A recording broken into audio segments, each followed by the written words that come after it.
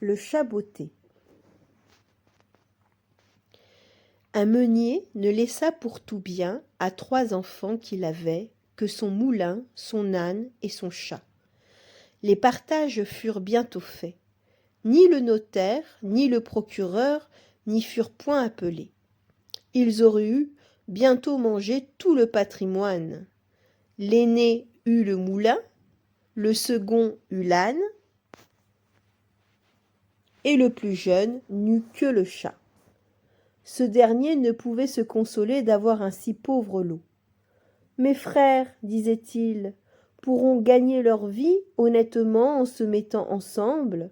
Pour moi, lorsque j'aurai mangé mon chat et que je me serai fait un manchon de sa peau, il faudra que je meure de faim. » Le chat qui entendait ce discours, mais qui n'en fit pas semblant, lui dit d'un air posé et sérieux.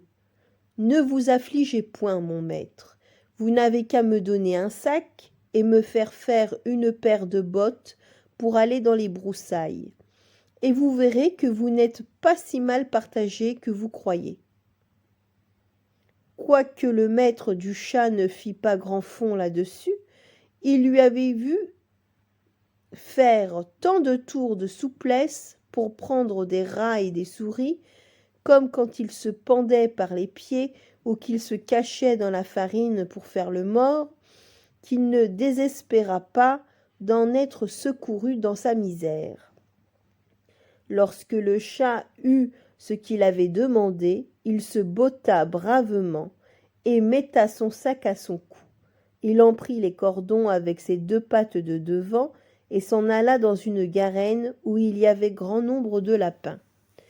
Il mit du son et des lacerons dans son sac, et s'étendant comme s'il eût été mort, il attendit que quelque jeune lapin, peu instruit encore des ruses de ce monde, vint se fourrer dans son sac pour manger ce qu'il y avait mis.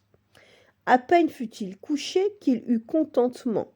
Un jeune étourdi de lapin entra dans son sac, et le maître chat, tirant aussitôt les cordons, le prit et le tua sans miséricorde. Tout glorieux de sa proie, il s'en alla chez le roi et demanda à lui parler. On le fit monter à l'appartement de sa majesté, où, étant entré, il fit une grande révérence au roi et lui dit « Voilà, sire, un lapin de Garenne que monsieur le marquis de Carabas, c'était le nom qu'il lui prit en gré de donner à son maître, m'a chargé de vous présenter de sa part. » « Dis à ton maître, répondit le roi, que je le remercie et qu'il me fait plaisir. » Une autre fois, il alla se cacher dans un blé, tenant toujours son sac ouvert, et lorsque 2 perdrix y furent entrées, il tira les cordons et les prit toutes 2. Il alla ensuite les présenter au roi comme il avait fait le lapin de Garenne. Le roi reçut encore avec plaisir les 2 perdrix et lui fit donner pour boire. Le chat continua ainsi pendant 2 ou 3 mois à porter de temps en temps au roi du gibier de la chasse de son maître.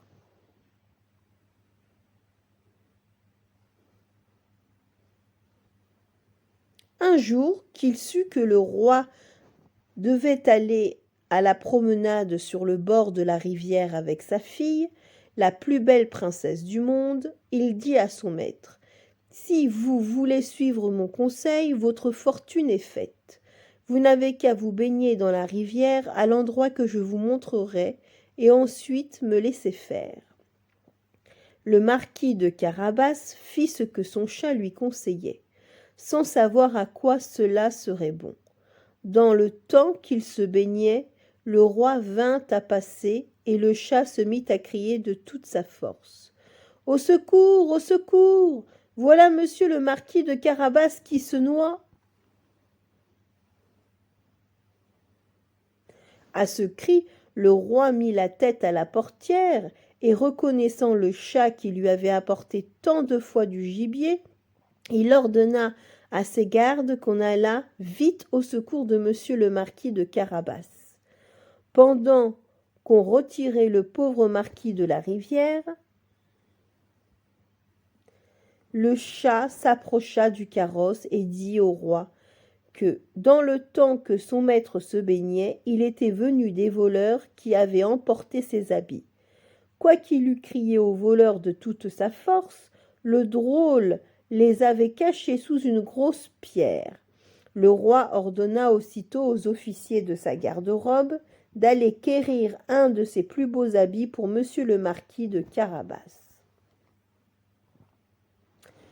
Le roi lui fit 1000 caresses, et comme les plus beaux habits qu'on venait de lui donner relevaient sa bonne mine, car il était beau et bien fait de sa personne, la fille du roi le trouva fort à son gré, et le marquis de Carabas ne lui eut pas jeté 2 regards fort respectueux, un peu tendres, qu'elle en devint amoureuse à la folie.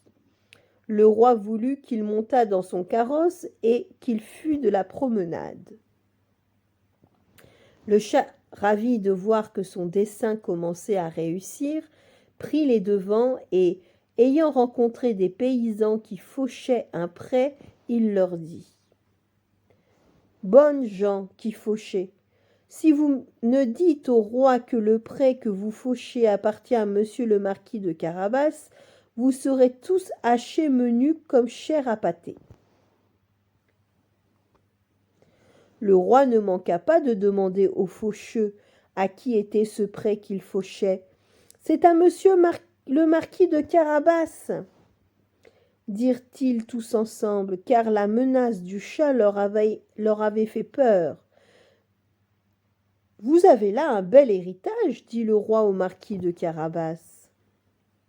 « Vous voyez, sire, répondit le marquis, c'est un pré qui ne manque point de rapporter abondamment toutes les années.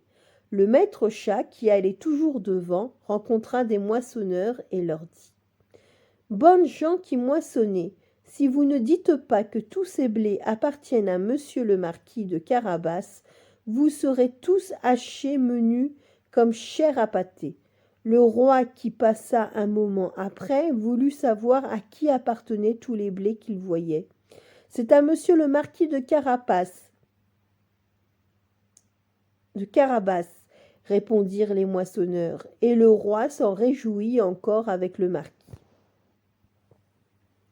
Le chat qui allait devant le carrosse disait toujours la même chose à tous ceux qu'il rencontrait, et le roi était étonné des grands biens de monsieur le marquis de Carabas. Le maître chat arriva enfin dans un beau château dont le maître était un ogre, le plus riche qu'on ait jamais vu, car toutes les terres par où le roi avait passé étaient de la dépendance de ce château. Le chat, qui eut soin de s'informer qui était cet ogre et ce qu'il savait faire, demanda à lui parler, disant qu'il n'avait pas voulu passer si près de son château sans avoir l'honneur de lui faire la révérence. L'ogre le reçut aussi civilement qu'il le peut un ogre et le fit reposer.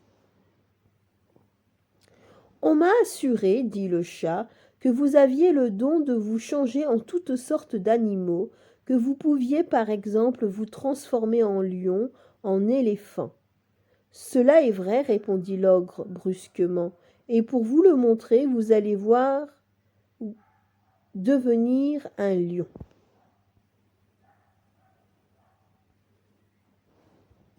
Le chat fut si effrayé de voir un lion devant lui qu'il gagna aussitôt les gouttières, non sans peine et sans péril à cause de ses bottes qui ne valaient rien pour marcher sur les tuiles. Quelque temps après, le chat, ayant vu que l'ogre avait quitté sa première forme, descendit et avoua qu'il avait eu bien peur. « On m'a assuré encore, dit le chat, mais je ne saurais le croire, que vous aviez aussi le pouvoir de prendre la forme des plus petits animaux, par exemple de vous changer en un rat, en une souris. Je vous avoue que je tiens cela tout à fait impossible. »« Impossible, reprit l'ogre.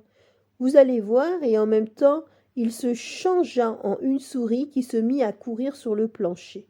Le chat, ne l'eut pas plutôt aperçue qu'il se jeta dessus et la mangea.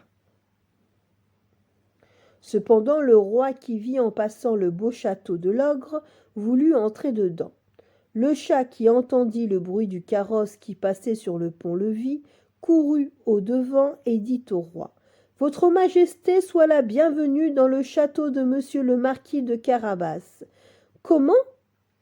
Monsieur le marquis, s'écria le roi, ce château est encore à vous ? Il ne se peut rien de plus beau que cette cour et que tous ces bâtiments qui l'environnent.